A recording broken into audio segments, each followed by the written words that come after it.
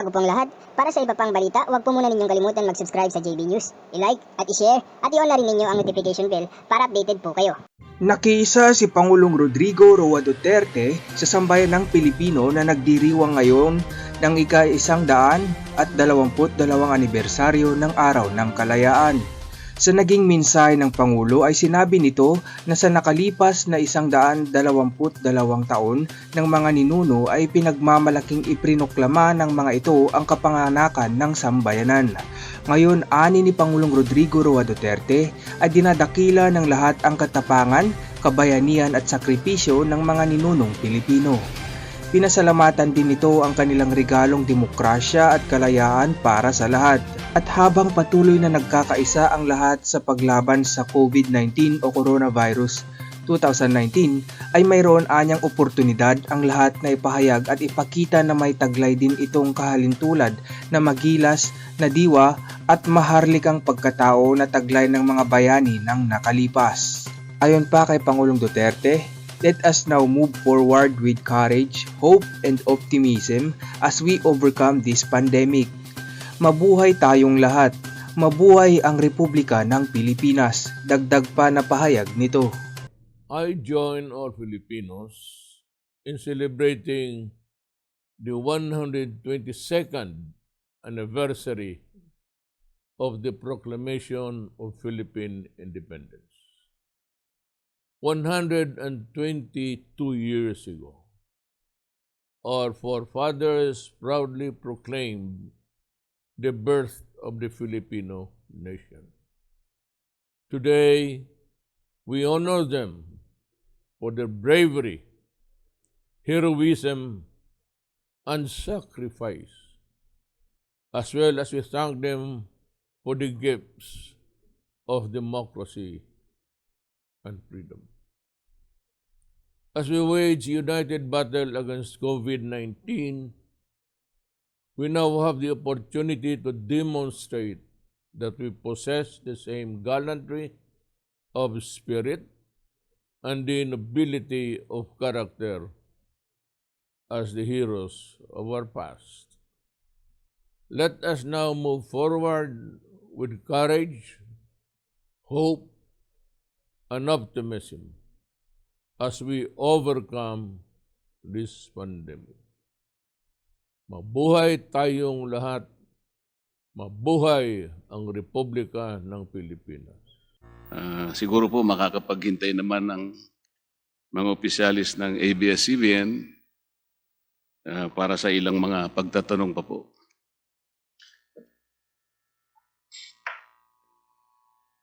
Ang PDR po kasi, Mr. Chair, pag tiningnan mo sa isang kapirasong kasulatan halimbawa, kung titingnan mo, wala namang masama dito eh. Parang sa biglang tingin mo, legal ito eh. Nananatili po kasing issue sa atin, Mr. Chair, yung mahigpit na kautusan ng ating saligang batas. Babalik na naman tayo doon. Yung pagmimay-ari, pamamahala ng isang mass media ay limitado lamang sa mga Pilipino. 100% po ang hinihingi ng saligang batas.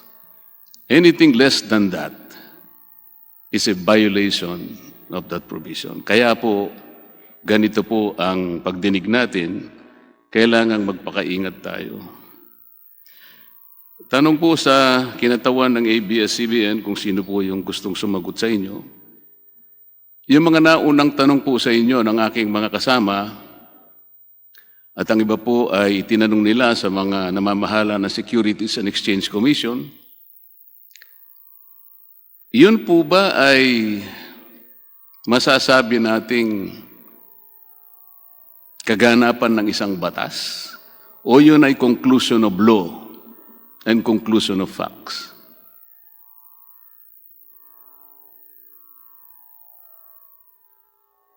ABS-CBN.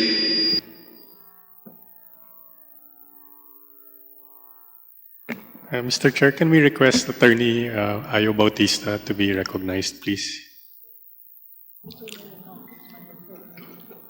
Attorney Bautista, you're now recognized.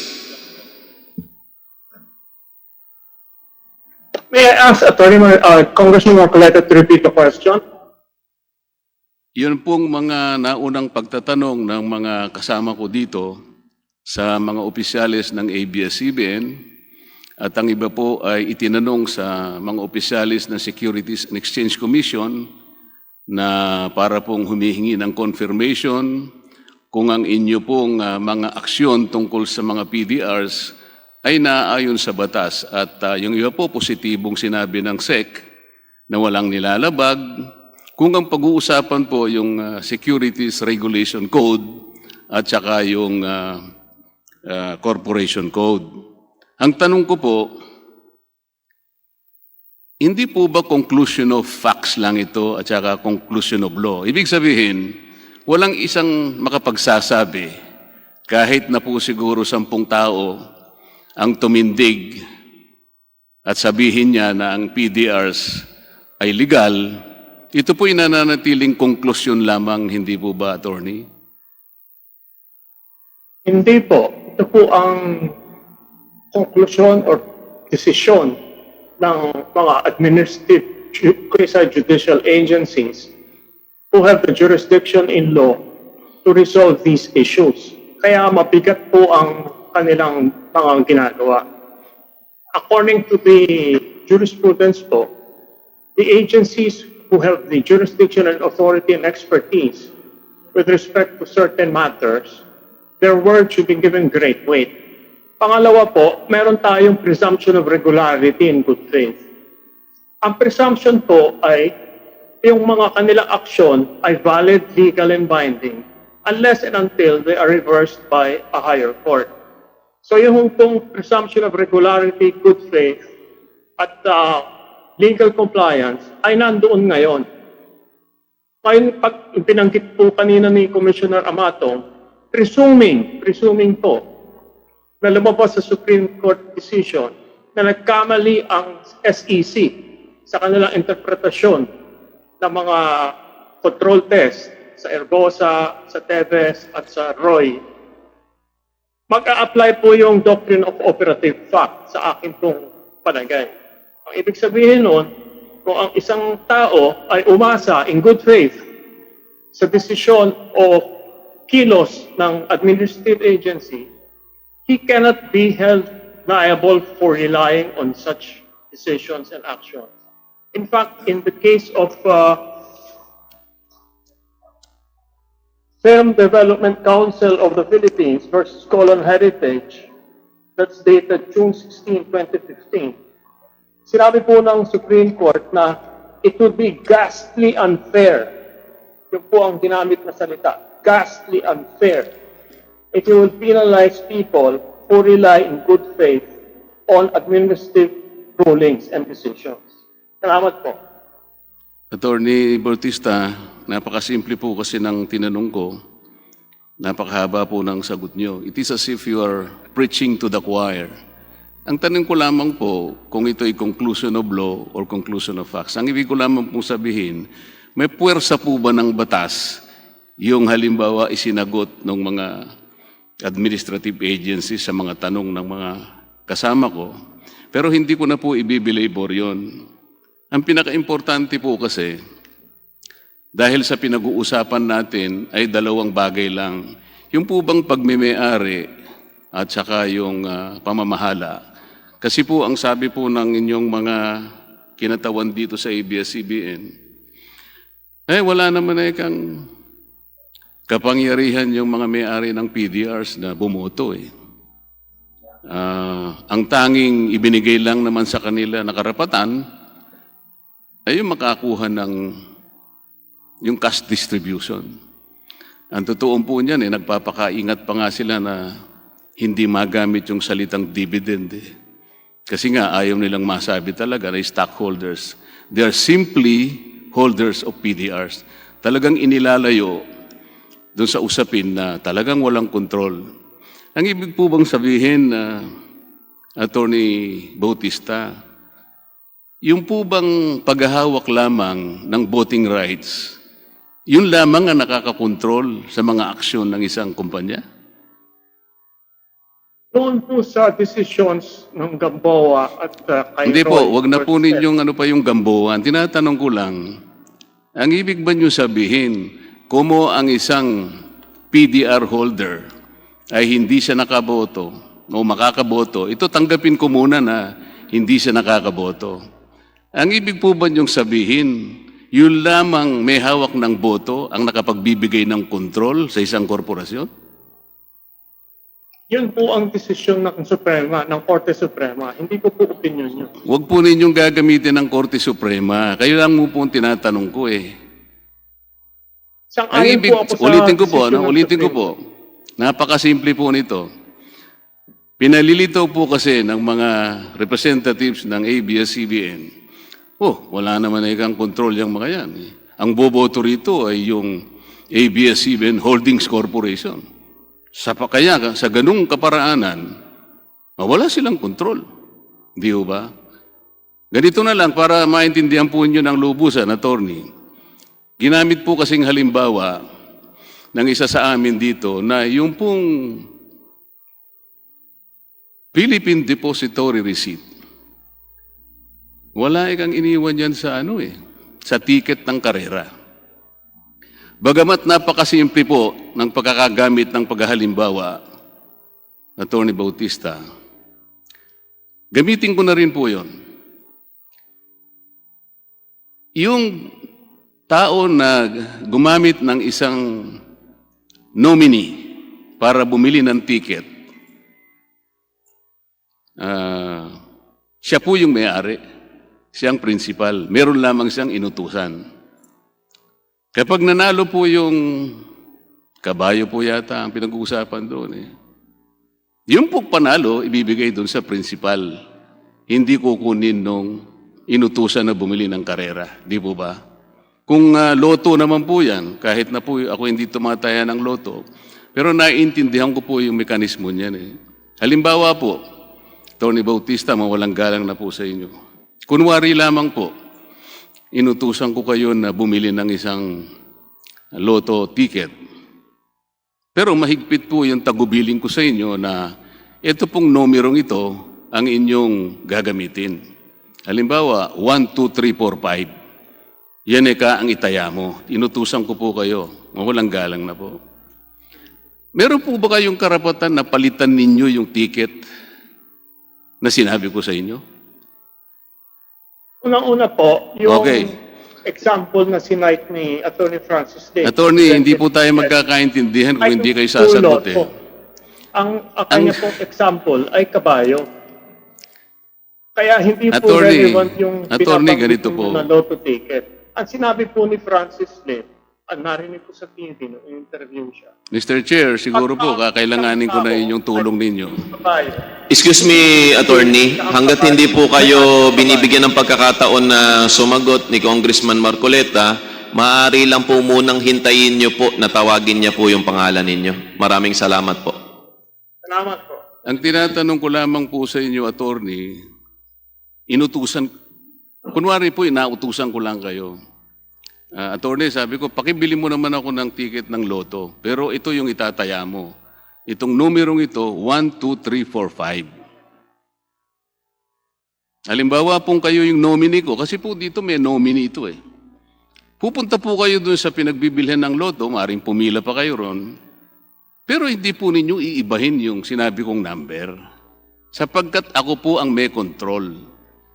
Ang ibig ko lamang pong sabihin dito, kahit na po ako PDR holder, ako pa rin ang may-ari ng control sapagkat kayo ay nominee lamang. Bakit ko po sinasabi ito? Nabanggit na po kanina yung napakaraming Philippine Depository Receipts. Nag-umpisa po kayo ng September 1999. 132 million PDRs. Bago nga po magsara yung offering nung panahon na yon, yun pong Lopez Incorporated, nag-transfer po siya ng 130 million common shares ng ABS-CBN. Ganun po kasi yun Tama po yung mga pinag-uusapan kanina. Ang isang PDR may katapat na isang common share ng ABS-CBN. Pwede ko bang itanong muna sa inyo, ano po ba yung nature nung,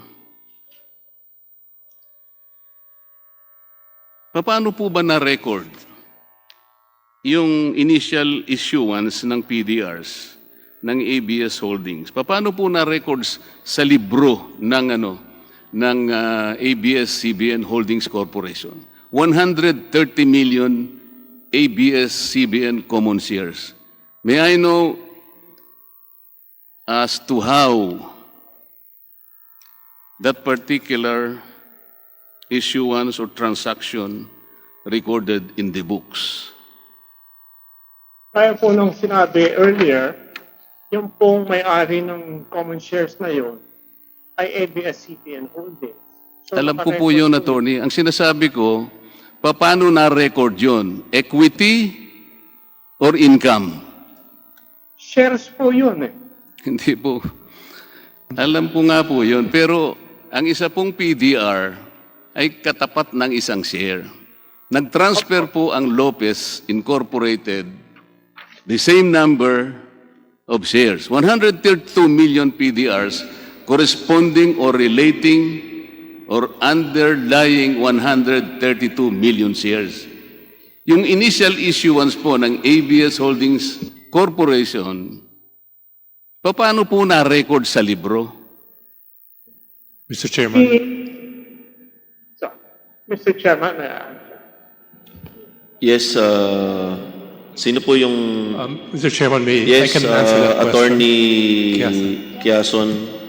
Mr. Chairman, noong 1999 ho, yung Lopez Inc., tinransfer ho yung shares to ABS Holdings Corporation. Pagka-record ho noon ay asset ng ABS Holdings Corporation. Asset po. Yes. Ibig sabihin, capital, di ba? Asset, equity. Yes. Oh. Hindi ho equity dahil Hindi po. inassigned ho. Magiging ganun po yung katuturan niya. Bakit po?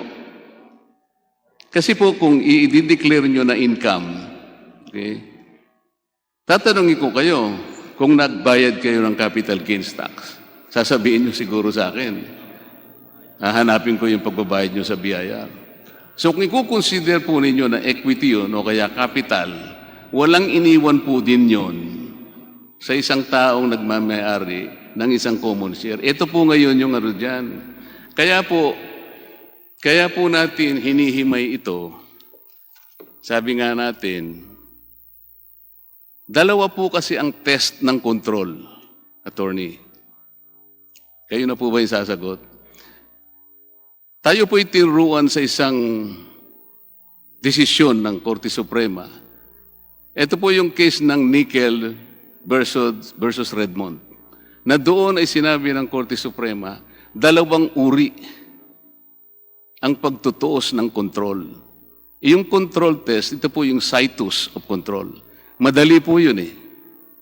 Kukunin lang po lahat ang shares ng ABS-CBN. Titingnan ng mga pangalan, kung lahat po Pilipino, wala na pong problema yon. Pasado po kayo sa saligang batas. Ano po yung pangalawang test? Kayo na po sumagot. What is the second test? ABS-CBN. Attorney, kayo po, Who ma'am. would like Attorney Ayaw Bautista to answer that question? Romuald Padilla. Congressman Marcoleta, available din po dito ngayon yung SEC General Counsel. Baka gusto niyo pong tanungin. Mamaya na po siguro, Mr. Chair, kasi po, sayang po yung pagkakataon Sige po. na nandito. ABS-CBN, isa po sa inyo kung maaari po sumagot. Dalawa po yung test. Alam po ninyo ito, corporation law lang ito eh. Yung pong unang test, walang problema ron. Yung situs of control. Napakasimple nun. Titingnan po natin yung mga shares of stocks. Iisa-isayin po natin. Walang problema, puro Pilipino, Mr. Chair. Walang sasabit doon sa 100% Pilipino. Ano po yung pangalawang test na itinuro sa atin ng Korte Suprema? Nickel versus Redmond. Hindi po nyo kabisado? Ito po yung grandfather rule. Gagamitin po natin yung grandfather rule kapag merong agam-agam, pag merong pagdududa, kinakailangang makita sino talaga ang may-ari. Ito po yung konsepto ng beneficial ownership. Tama po ba? Ito po kasi ang pinaka-gist ng ating pinag-uusapan ngayon. Wala pong pagtatalo, ABS-CBN is a mass media company. At sa ating saligang batas, talagang mahigpit ang kautusan, 100%. Alam po ninyo, ngayon po kasi modernong panahon, modern technology, inaamin naman po natin na lumaganap ang maraming mga financial instruments. PDRs, I would admit, are innovative, creative financial instruments, kagaya po ng inyong unang pangungusap kanina, that probably suit the desires and needs, the peculiar needs of several investors. Ang nagiging problema po, kasi ganito, nung ang ating saligang batas ay na-ratify, 1978 pa po yun eh. Wala pa pong masyadong PDRs, hindi pa pong masyadong kilala. It's too far away from our time. Kayo nga po ang nagsabi kanina na kayo po ang nagpauso nito eh. Hindi po dahil sa creative ito or very innovative, hindi na kailangan nating suriin. Kasi nga mahigpit po yung tuntunin ng saligang batas. Kinakailangan merong pamantayan kung talagang ito ay hindi nakaka-circumvent ang saligang batas. Ang PDR po sa kanyang unang tingin, walang masama doon. Lalong-lalo na po doon sa mga korporasyon na hindi naman hinihingi yung 100%. Meron po kasing korporasyon, attorney, 60-40, so, meron tayong allowance sa mga banyaga, 40%. Sa advertising naman, 70%. Ganun po eh. Wala siguro, medyo may kaluwagan po siguro kung gagamitin yung PDRs doon kasi meron namang allowance talaga sa banyaga. Kaya lang ito, nagkataon po. Ito lamang po ang provision ng saligang batas na nagtatakda na 100% dapat. Ang Kongreso po ay maingat din naman dito. So, ano po yung beneficial ownership? Nagkaroon po kasi ng pagkakataon na ma-define po yung kung ano ibig sabihin ng beneficial ownership. Nakatara po sa Section 3.12, 2015 IRR of the Securities Regulation Code, Republic Act 8799. Babasahin ko po, Mr. Chair. Beneficial owner or beneficial ownership means any person who directly or indirectly through any contract, arrangement, undertaking, relationship, or otherwise has or shares voting power, which includes the power to vote or direct the voting of such security, or direct the disposition of such security. Hindi po totoo yung mga pahayag na na wala sa kanya yung karapatang bumoto ay nawawala na siya ng kapangyarihan. Ang beneficial owner po, nakapag-direct siya, nakapag-i-influence siya kung paano iboto yung underlying share. Ito po ay nasa batas. Ngayon po, ang sabi natin kanina, hindi naman namin binibigyan ng karapatang bumoto. Kaya po ang tanong ko kanina kay Attorney Bautista, yun lamang po bang karapatang bumoto ang kumukontrol? Hindi po. Hindi po. Bigyan ko po kayo ng halimbawa. Halimbawa po yung PDRs natin.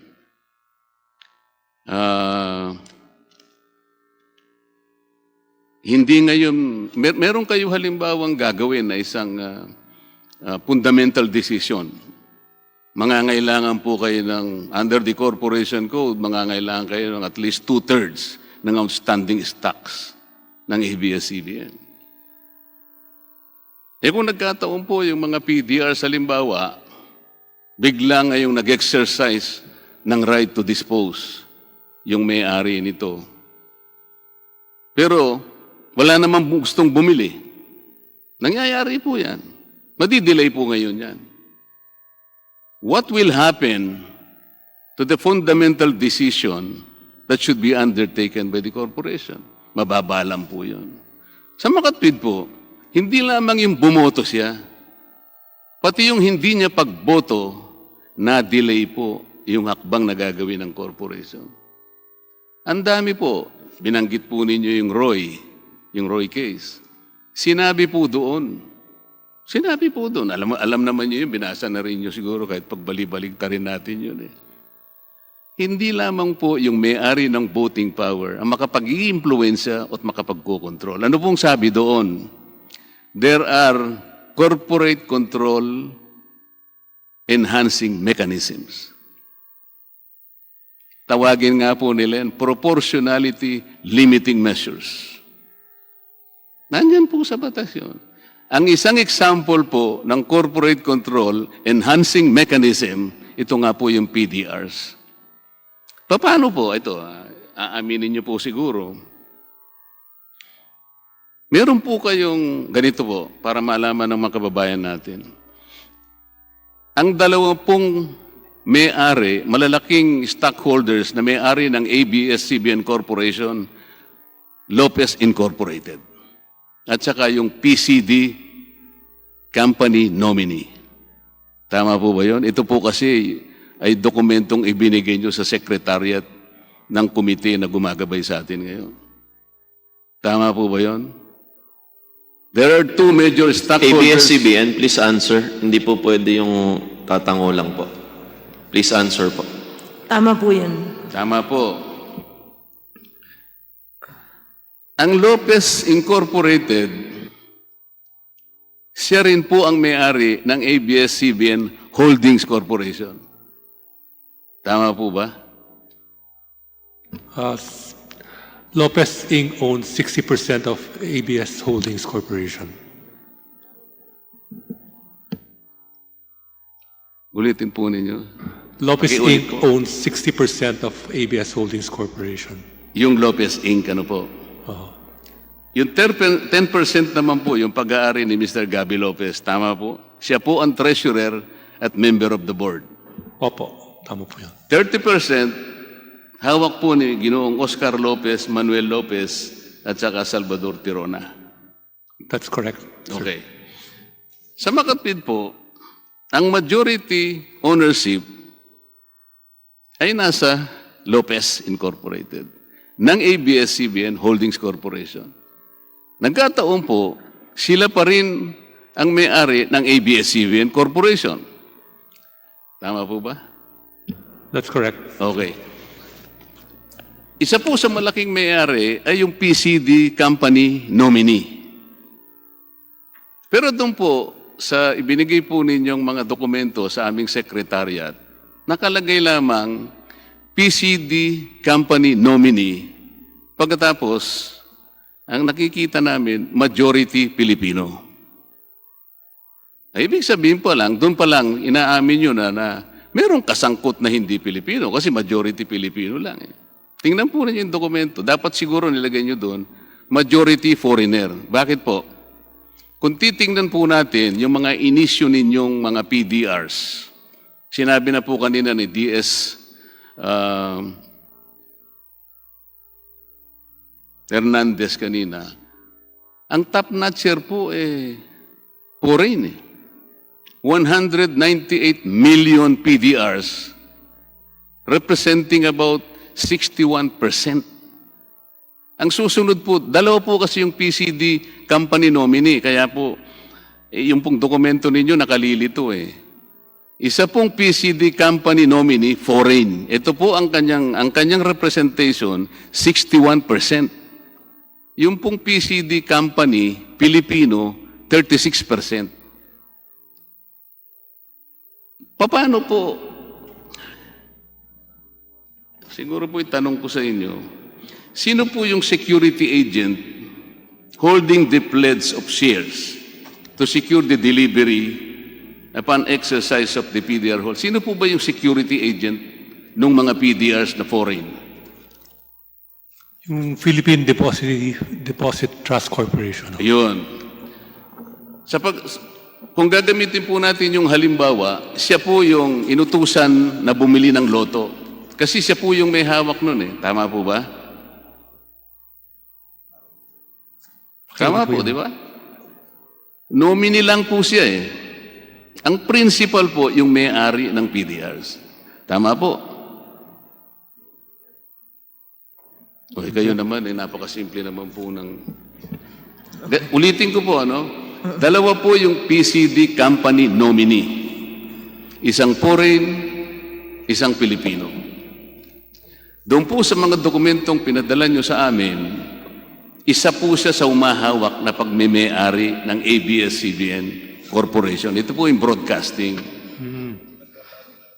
Eh sino po yung agent? Ang sabi nyo, Philippine Central Depository. So siya po yung nominee.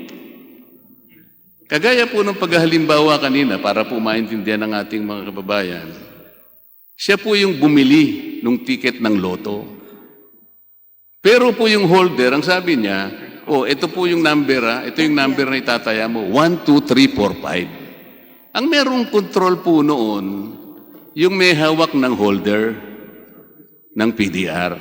Sa makatwid, kahit siya po'y PDR holder lang, makapagdidikta po siya doon sa PCD nominee, nagkataon pong hawak po ng Philippine Central Depository. Ito pong mga tanong na ito, napakasimple naman po eh.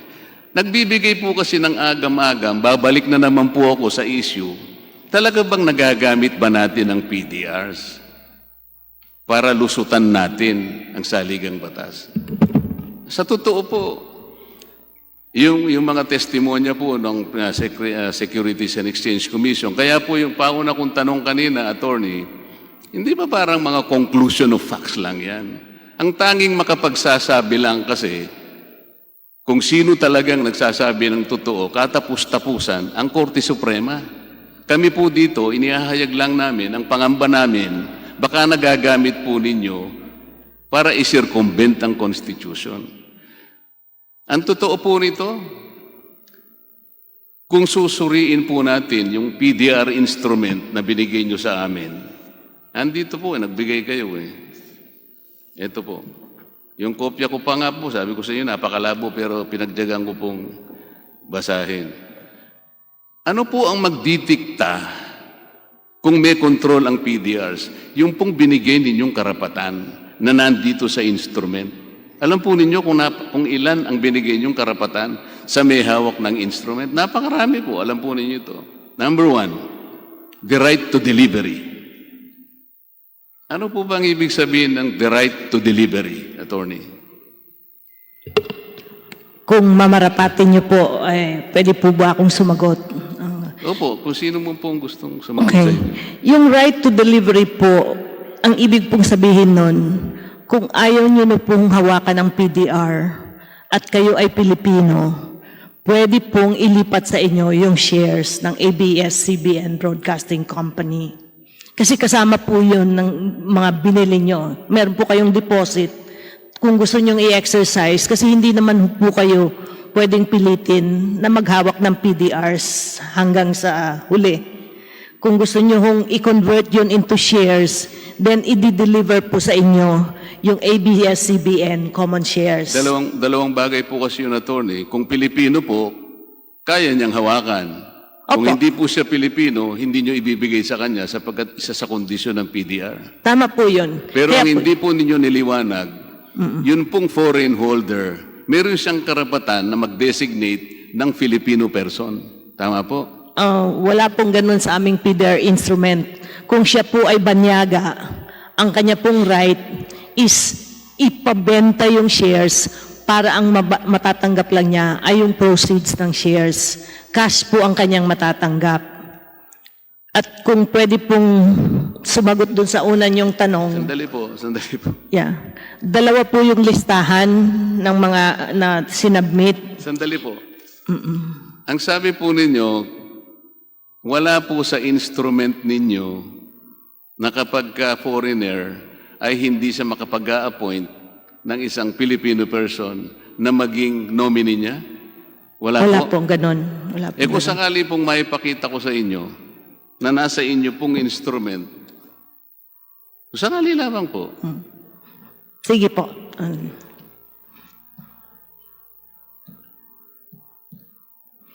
Ito po yung ano po sa item, nagbigay po kasi kayo ng isang sample ng PDR instrument. Siguro kabisado naman po ninyo. Ako, ngayon ko lang po nakita. May I draw your attention under item 2.3. Ang subject po nito, form, title, transfer, and certificate. Ano po ang sinasabi rito? Lulundag na po ako dun sa pinag-uusapan. Sabi niya,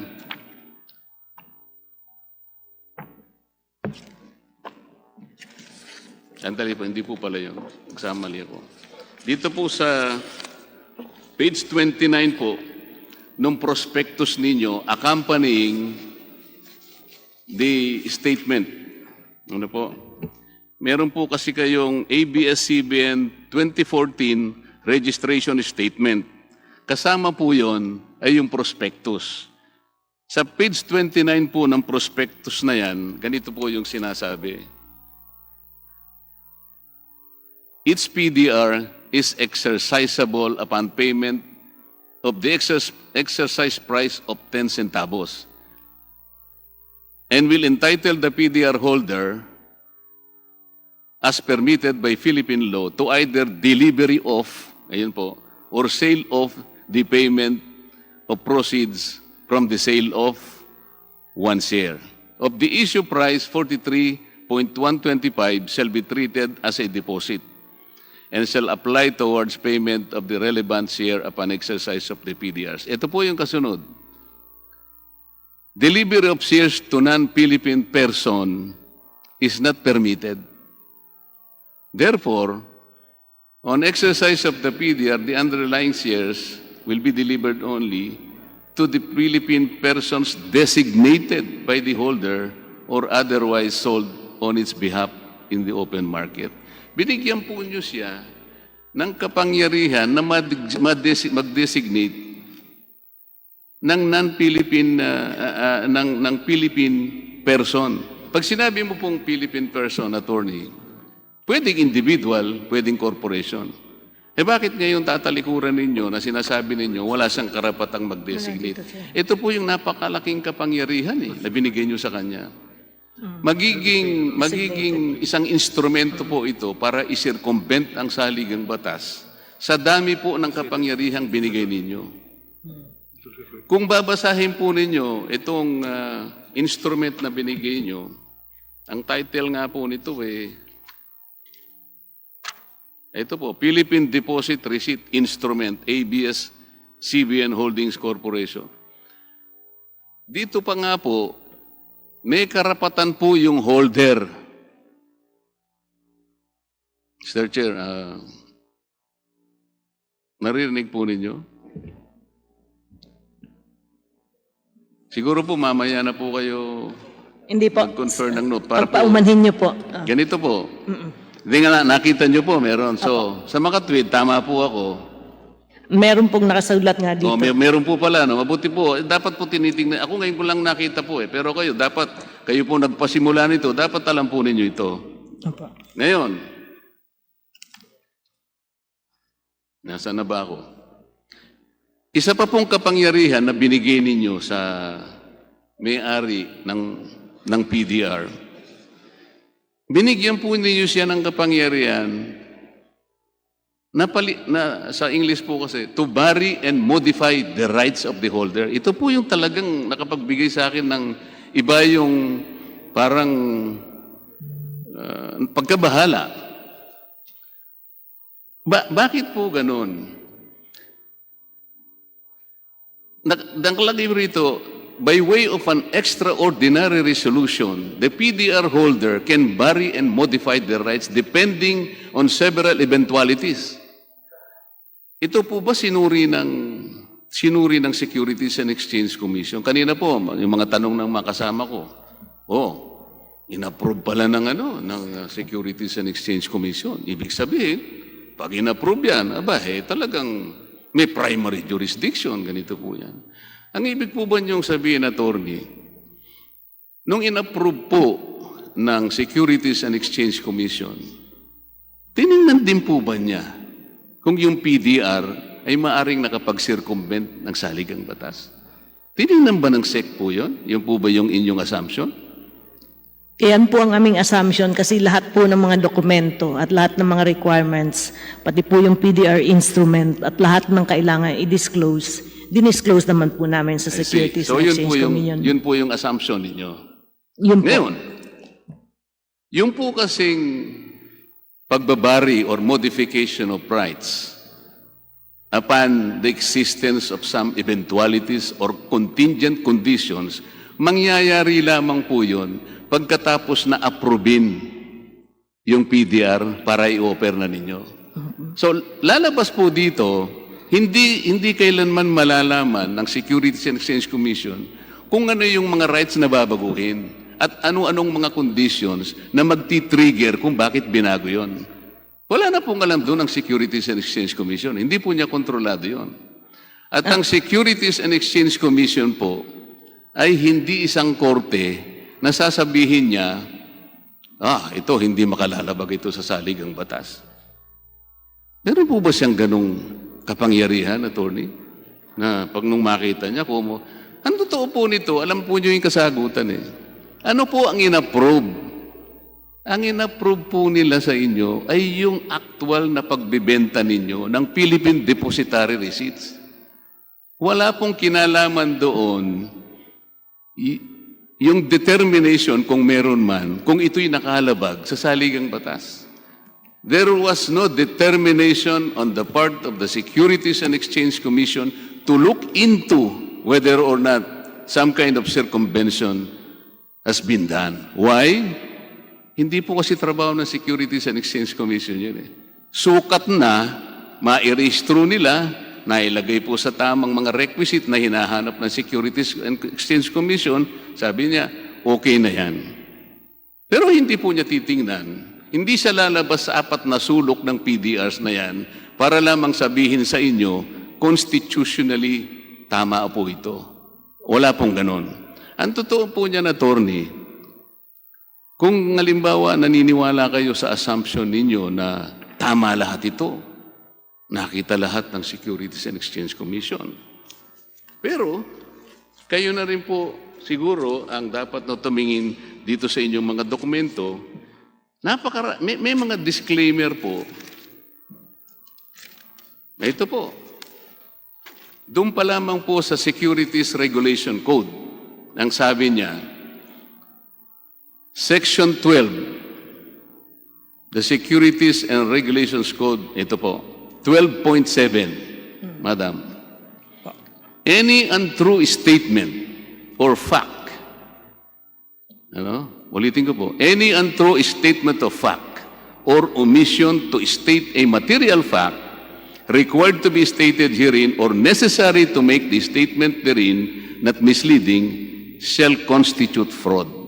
O sa mga tweet, hindi sinasabi ng, yan ay complete na tama yan.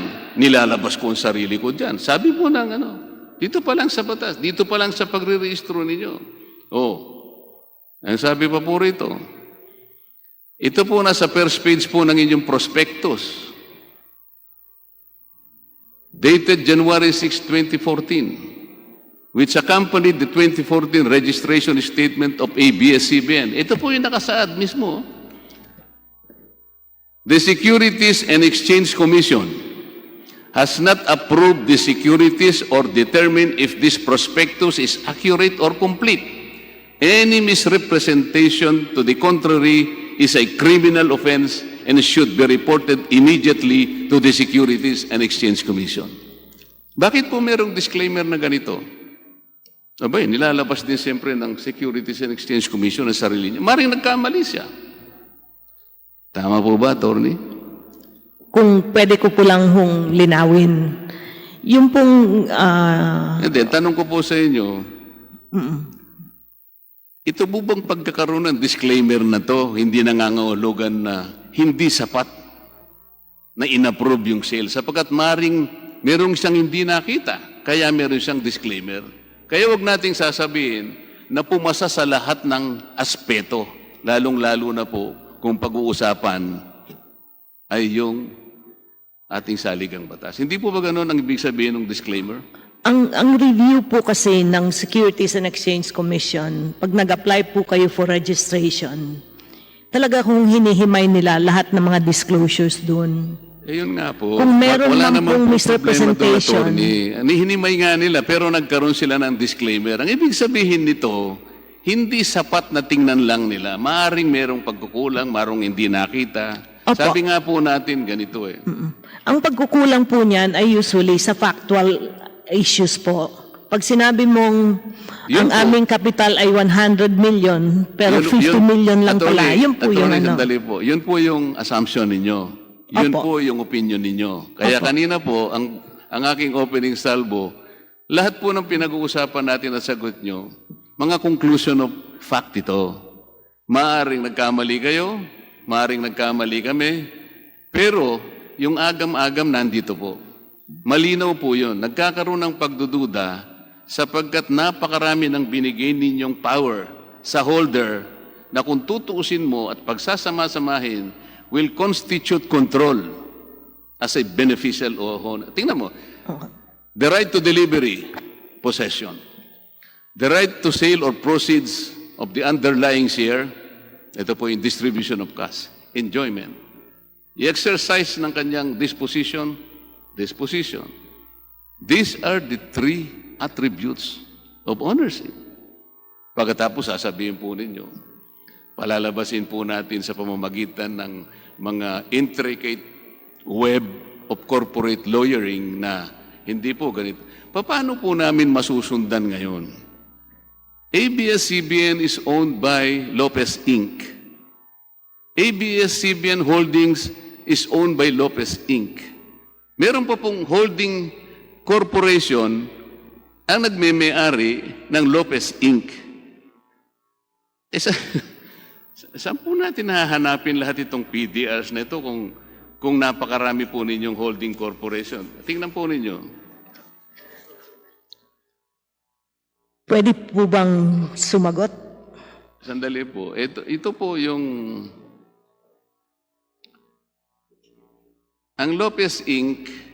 ngayon ay pag-aari na naman ng isang holding companies of Mr. Eugenio Lopez Jr., Oscar M. Lopez, Manuel Lopez, Presentacion Lopez, Sinakis.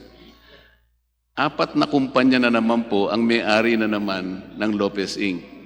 Isa po ay Creslo Holdings Corporation, majority Filipino. Ito po yung sinabit niyo sa Secretariat. Mantes Corporation, majority owner, Filipino. Tigto 29.10% po itong dalawang ito. Dito pa lamang po, makikita na po yung pag-aalinlangan. Bakit? Ba't majority Filipino? 29.1%, dalawa. Paano? Yun sa PCD, hindi na nga nyo po may papaliwanag eh. Sino po ang boboto nung hawak po ng PCD Corporation nominee foreign? 198 million PDRs constituting 61%. Sino po ang boboto nung underlying shares nun? Okay. Kung pwede pong bumalik doon sa PCD nominee, dalawa po yung listahan na isinubmiti namin. Yung isa pong listahan, ang listahan ng shareholders ng ABS-CBN Broadcasting Company. Kung makikita niyo po dyan, wala pong PCD nominee na non-Filipino. Yung isa pong listahan, yun po ang listahan ng PDR holders. Kaya po merong PCD nominee kasi po yung shares nakadeposit sa kanila at nagbenta ng mga PDRs both to Filipinos and non-Filipinos. So ang restriction po natin is on the mass media company. At yung sa mass media company, kung titignan niyo po ang listahan, lahat po yan ay Pilipino. Yung sa list ng PDR holders na nakadeposit sa PCD nominee, meron ho yan foreigners. Wala naman pong diskusyon na walang foreigners na naghahawak ng PCD at ng PDRs. Kasi po yung PDRs, yung amin pong ini-explain kanina, it's a financial instrument. Wala po silang ownership sa mass media company. Alam po ninyo, attorney, ganito po yun eh. Kahit na po sabihin natin 1,000,000 beses na wala silang ownership, konklusyon pa rin po yun. Ang mangyayari po nito, kanina ko pa po tinatanong, ano po yung kasaysayan ng 198 million PDRs na hawak po ng foreign? Ngayon po, merong PCD company nominee foreign. Sino po ang boboto para doon? Kasi nominee lang po siya. Kung ang tanong niyo po ay kung boboto sila sa ABS-CBN Broadcasting Company, hindi po sila bumoboto. Ito pong listahan na to na may PCD nominee, yan po ang listahan ng mga PDR holders. So kung tatanungin nyo ang botohan, yun ang botohan ng mga PDR holders. So wala pong kinalalaman yun sa ABS-CBN Broadcasting Company. Kanina pa po natin pinagtatalunan yung tungkol sa control. Halimbawa po, gusto niyang i-exercise yung right to dispose. Foreigner po siya. Siyempre po, hahanap kayo ng bibili, hindi po ba, attorney? Opo. Nagkataon po wala pang bibili. Nangyayari naman po yun eh. Sa dami po nun. Hindi ko po kasi alam kung ang magti-trigger nun, yung mismong may hawak ng PDR o may kinalaman din yung ABS Holdings, ito po yung napakalabo eh. Dahil nga po sa web ng inyong layering, ito po yung mahirap na tuntunin. Kaya po nahihirapan tayong ganito, napakarami po nung layering ninyo, kaya lumilitaw po talaga, hindi natin matukoy talaga kung nagagamit na circumvention ito, hindi. Dapat kasi linawin natin. Ngayon, wala pong bibili. Nagkataong 198 million PDRs po yun, representing 61%. Ang tanong po kanina, kung halimbawa, gagawa po kayo ng isang fundamental action, corporate action, madi-delay po pati yung action na gagawin ninyo. Sapagkat na-delay po. Kahit hindi siya bumoto, yung hindi niya pagkakaboto dahil yung hindi niya pagkakabenta, na-delay po yun, hindi naman po kayo makakagawa without the 2/3 outstanding shares po na nire-represent ng PDR. Yun po yung magulo doon. Kaya malinaw po rito, kahit sabihin po ninyong wala silang controlling sa pamamagitan ng pagboto, yung hindi po niya pagboto o na-delay niya yung pagboboto, control din po yun eh. So ang malinaw, nakaka-control din sila sa management. Malinaw po yun. Yeah. With due respect po, Your Honor, yung hindi po pagboto ay karapatan din po ng shareholder. Tama po yun. Tama po yun. Pero ang sinasabi natin, na-delay po yung action ng nagagawin under, for example, I'm referring to Section 6 of the Corporation Code. Tama po yun? No. Na-delay ngayon ng sabihin nating 3 buwan. Hindi nyo nagawa yung dapat ninyong gawin. Hindi po ba na-control niya? Na-control niya. Kasi maaaring, ito po yung medyo mahirap po. Ang tinatanong ko kanina, sino po yung security agent? Sabi po ninyo, yung PCD. Sila po ang security Philippine agent Central ng Depository. PDRs. Sila po yung may hawak ng pledge of shares, hindi ba? Para ma-secure po yung delivery upon the exercise, hindi ba? Ano po yung nature at saka extent ng obligasyon ng security agent? Yung security agent po ay siya lang naghahawak ng shares na underlying the PDRs. Ang ibig nyo sabihin, walang impluensya po yung may hawak nun?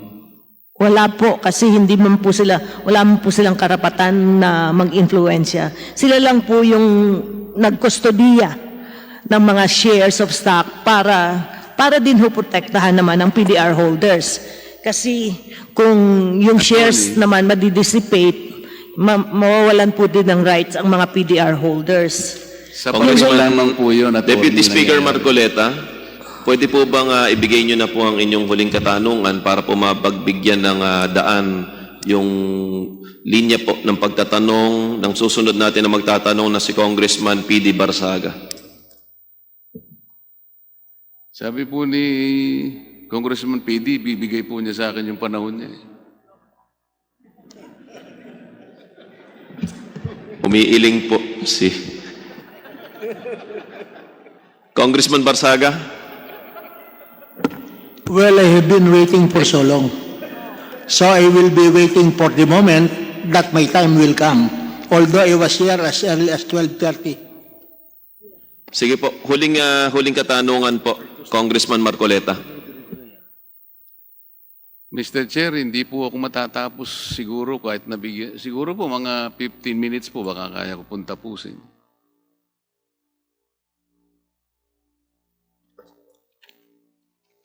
Mr. Chairman, in as much as I also have some questions, but I yield to the Honorable Marcoleta. Kasama na rin po dun kay Congressman Onyx Crisologo na ibinigay sa akin bilang nakakatanda, ibinibigay ko na po kay Congressman Marcoleta.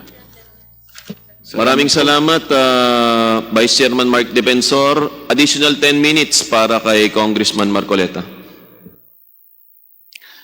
Salamat po, Mr. Chair. Salamat po, Congressman Mike Defensor.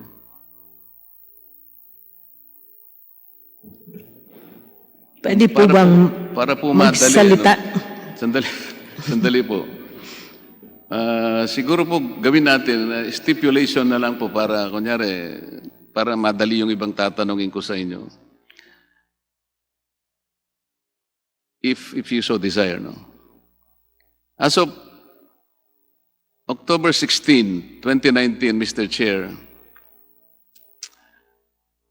can ABS-CBN representatives stipulate that per beneficial ownership disclosure of ABS-CBN Holdings, Prudential Singapore Holdings Pte. Limited holds 15,656,570 PDRs issued by ABS-CBN Holdings? Mr. Chairman, we'll have to check the records. We can just give. I-check po ninyo. Oh, yes, sir. Salamat po. Mr. Chair, can ABS-CBN also stipulate that in May 2013, Mercury Media Holdings Limited, an affiliate of the Capital Group companies, acquired PDRs issued by ABS-CBN Corporation from Marathon Asset Management LLP, costing some 2.3 billion pesos. ABS-CBN? We'll check again the figures, Your Honor. Siguro po, Mr. Chair, paano check po ninyo? Paano kung na-check po ninyo? Yes na po ang sagot? Yes, Your Honor. Sige po. Mr. Chair, will ABS-CBN also stipulate further that in June 2013, a US-based fund, Capital International Private Equity Fund, acting through Mercury Media Holdings Finance, subscribed to some 2.5 billion pesos worth of PDRs from ABS-CBN Holdings. Mr. Chairman, we'll also look at the figures and verify it and then certify. Yung pong mga i-verify nyo, kailan nyo po matatapos i-verify? Can you verify it today? Baka mahirapan ho kami today.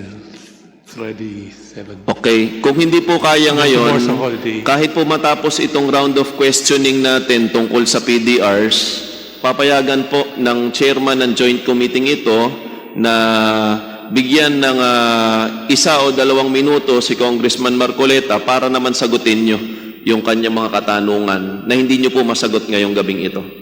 Sa susunod po natin na hearing. Thank you, Your Honor. Congressman Marcoleta. Salamat po, Mr. Chair. Kasi po, mawalang galang na po sa ABS-CBN.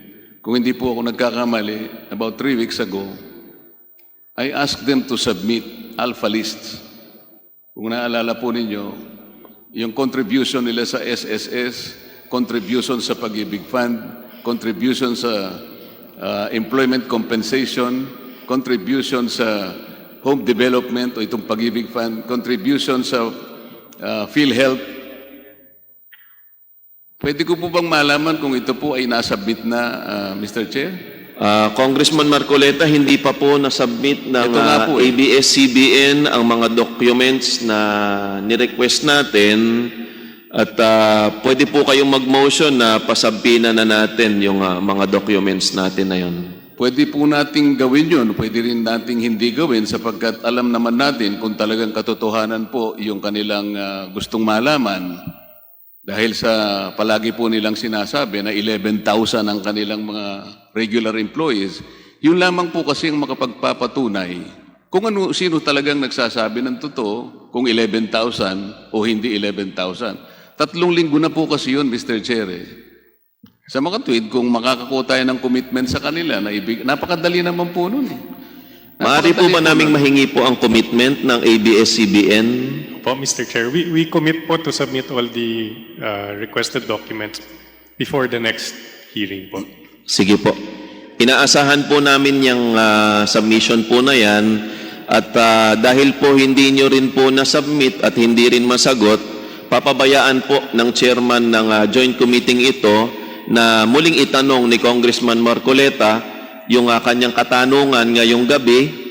Maikling-maikli lang po, Congressman Marcoleta, sa susunod po na hearing natin, kahit po ibang issue na po yung pag-uusapan natin. Congressman Marcoleta. Salamat po. Sinasabi po ninyo kasi na palaging walang control. Hindi naman kami nagbenta, hindi namin binigay ang ownership sa mga foreign holders ng mga PDRs. Pero kung tutuntunin po kasi yung mga dokumento nyo, halimbawa ito pong ABS-CBN Holdings Beneficial Ownership Disclosure dated October 28, 2019. Ito po yung admission ninyo The PDRs unlock the share value of ABS-CBN Corporation, allowing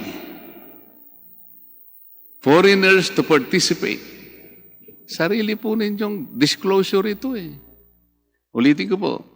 The PDRs unlock the share value of ABS-CBN Corporation, allowing foreigners to participate in a media enterprise whose ownership is constitutionally limited to Filipinos. Kayo na po nag-admit ito. Hindi ko naman po salita ito. Kinuha ko lang po dito sa... Ito, kayo po may papel nito Paano hindi... Nandun po yung pagdududa. Nandito po yung agam-agam. Di ko po sinasabing ako po yung tama. Wala pa pong makapagsasabi nito sapagkat sa tamang panahon po ito, maring dumating po sa Korte Suprema, sila po ang may final say dito. So, isa-isa po pinakikita ko sa inyo, inarmasan po ninyo yung PDR ng napakaraming kapangyarihan na kung saan manggagaling po yung kontrol hindi ko naman po kayo masisi. Siguro wala naman pong bibili na PDR sa inyo kung hindi naman sila bibigyan ng ganitong mga karapatan. Ganun din po yun Ginamit po nyo yung PDR para tumaas po yung share. Ang problema, it will also achieve the twin evil na, you are allowing also the foreigners to participate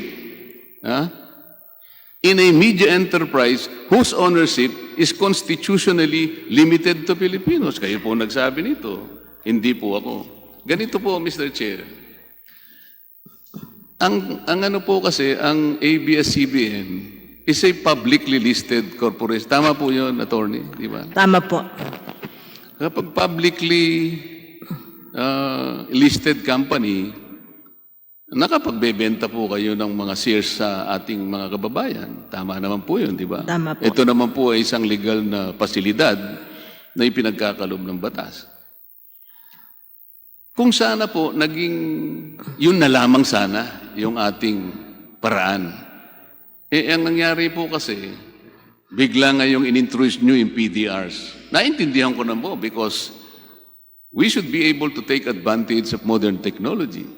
And in the new financial market, we should be able to introduce creative and innovative financial instrument that would probably meet the peculiar needs of investors. Talaga pong ganun eh. Pero sabi ko nga sa inyo, kung hindi po sana kayo mass media company na ang tuntunin ay napakahigpit, halimbawa po, si Congressman Michael Defensor, meron po siyang napakalaking kumpanya na nagtitinda ng taho. Ano po yan, 60-40 ang ano dyan. Talagang papayagan po yung pagmimayari ng PDR. Kahit mag-issue po siya ng PDR, hindi ko na po siya kukwestiyonin. Malayo ko na po siyang questionin siguro, ma'am. Kasi meron po talagang porsyento na inilalaan ng batas. Kaya lang ito po, ang test po natin dito, whether or not yung paggamit po nating PDRs ay maaring nakalalabag. Ito po yung pinakapunto ng usaping ito. Kung sana po yung nagbebenta na lang kayo, malinaw na malinaw po yung unang test, yung control test, situs of control. Malinaw po, puro Pilipino eh. Masisino pa nating lahat. Pero kung PDRs po, Amerikano po halimbawa, Aleman, British, paano po natin, kahit na po magkahiwalay yung listahan natin, ma'am. O sige, meron kang PCD company Pilipino, meron kang PCD company foreign. Paano po ngayon matutuntunan ni Kong Boying Remulla kung yung pong foreign na yun, ibinenta niya sa kabilang, wala na po tayong matutuntun doon. Ito yung napakahirap. So, maski po yung saligang batas, hirap na hirap po natuntunin kayo sapagkat napakarami po ninyong ginamit na kaparaanan. Hindi ko naman po sinabing sinadya ninyong itago, pero ganito po yung nangyayari. Kaya po humihirap. Kasi po ang PDR isang makabagong instrumento. Alam naman po ninyo na there are regulatory gaps in our present system. Tanggapin ninyo o hindi, kung minsan po, yung mga batas natin hindi makahabol sa bilis ng technology. Ang isa pong halimbawa, ito po. Ito pong conditional access system na binigay sa ABS-CBN Corporation para makapagpalabas po kayo sa magitan ng cable. Ang sabi po ng NTC sa inyo, huwag muna kayong gagamit, sabi niya, ng isang cable channel hanggat hindi kami nakagagawa ng kaukulang tuntunin para i-regulate ito. Sinulatan po kayo ng NTC. Pero sa kabila po nun, pinagwalang bahala ninyo, tinuloy pa rin ninyo, ano po ang gusto kong palabasin?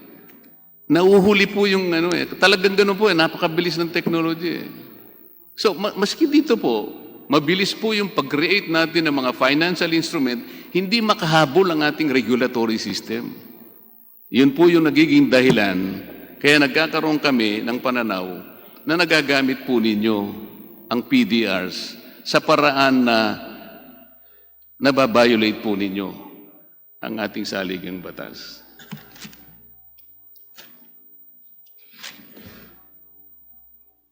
Doon po sa yung pong kapangyarihan ng isang PDR holder sa delivery or sale, nakalagay din po sa, hindi lang isang dokumento po ang ginagamit ko, sarili po ninyo ito. Tingnan po ninyo yung ABS-CBN Corporation na nakalagay po ito. Doon sa certificate po.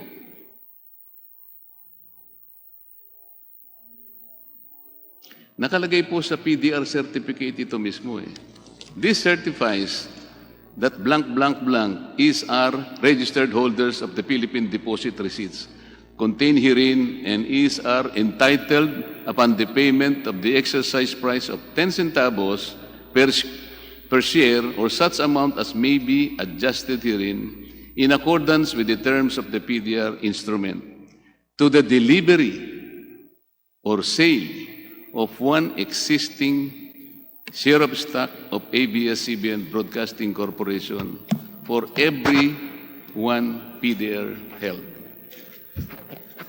Yun po ay possession, di ba? Ito naman po sa yung right of delivery, nandito pa. Pwede po sumagot. Ito po, bago niyo po sagutin, meron pa pong isang pinagbabatayan. Dito po sa inyong PDR instrument under item 2.3, ito po yung sinasabi ko sa inyo. 2.3 Form Title Transfer Certificates. Upon exercise of the PDR exercise rights, the shares delivered or sold shall be lodged with the PCD, unless and until the exercising holder, in case of delivery or subsequent transferee, in case of sale, requests for upliftment into registered stock certificate evidencing shares. Napakalaki po ng mga kapangyarihang binibigay nyo. Paano po ninyo ipaliliwanag yung binigay nyong kapangyarihan na pagkatapos po ninyong maibenta yung share, binigyan nyo ng karapatan yung holder na baguhin yung karapatan na nakasaad doon sa pamagitan lang ng isang extraordinary resolution? Nandito po eh. Kung mamarapatin niyo po, yung pong extraordinary resolution na yun ay hindi po extraordinary resolution ng ABS-CBN Broadcasting Company. Yun po ay extraordinary resolution ng mga PDR holders. Kasi po, yung in-explain namin kanina, yung relationship ng PDR holders at ABS-CBN Holdings Company ay contractual po. So alam niyo naman po na pag kontrata, both parties can agree to change the terms on the basis of contract. Wala pong pakialam doon ng ABS-CBN Broadcasting Company. At yung mga nasa PCD nominee po na nasa kustodiya nila dahil sila ang mga underlying shares ng PDRs, ang bumoboto po niyan ay ABS-CBN Holdings Corporation, hindi po PDR holders. In no way po sila pinapayagan na bumoto. At yung ini-stress nyo po na delivery or sale, ang in-explain ho namin, delivery to Philippine nationals kung sila ay entitled, in which case, i-deliver ng ABS-CBN holding sa kanila yung share upon exercise of the right. Kung hindi po sila qualified, as in the case of foreigners, then ang kanila po ay yung sale. Ibebenta po yung shares at yung pera lang po ang mapupunta sa banyagang naghahawak ng PDRs. So, medyo magkaiba po sila. Naunawaan po natin. Final statement, Deputy Speaker Marcoleta.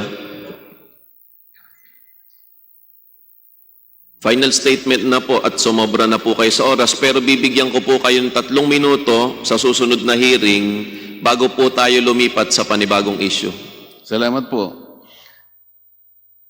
Hindi po nangangahulugan na natapos na po. Meron pa po kasi akong konting itatanong, Mr. Chair, pero if I am allowed a little time to summarize, ang pagdinig po natin sa mga PDRs o Philippine Depositary Receipts ay para lamang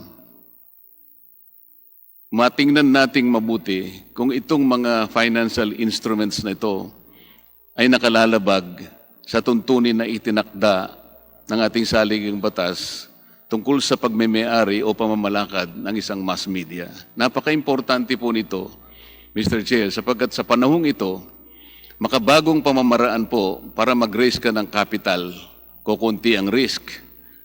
Tama naman po yung kagaya ng opening statement po ni Attorney, convenient po at saka beneficial ito eh. But no matter how creative it is, no matter how innovative that financial instrument is, it is incumbent upon us to see to it that the constitutional provision on ownership, it is actually a constitutional injunction against ownership of foreigners sapagkat talaga pong 100% ang hinahanap ng ating saligang batas. Kailangan po kasi nating mapangalagaan yon. Kagaya po nung nalalaman ng lahat, ang sabi nga po nila,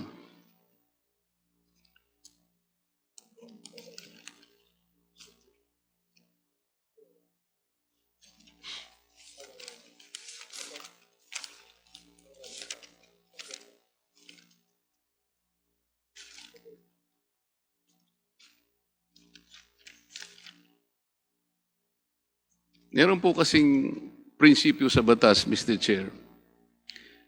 Alam naman po siguro ng mga abogado ng ABS-CBN, meron tayong Latin maxim on this particular subject matter na maaari natin gamitin.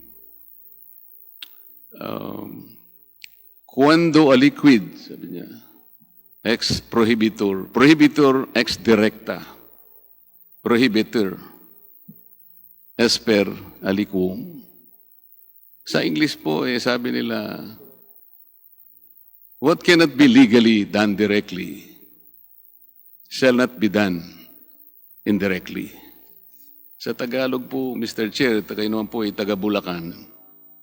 Pagpasensyahin nyo na po yung Tagalog ko, pero ililiwat ko po sa Tagalog, alang-alang po sa ating mga kababayan. Ang hindi mo magagawang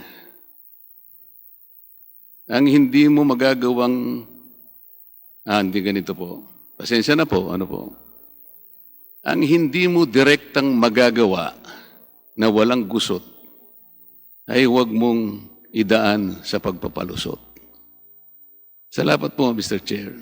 At ilan lamang po yan sa mga nakalap naming impormasyon para sa araw nito. Huwag kalimutang i-like, i-share at mag-subscribe sa aming Rihanna Vlogs News YouTube channel. Muli, ako si Angelica de los Santos. Magandang araw.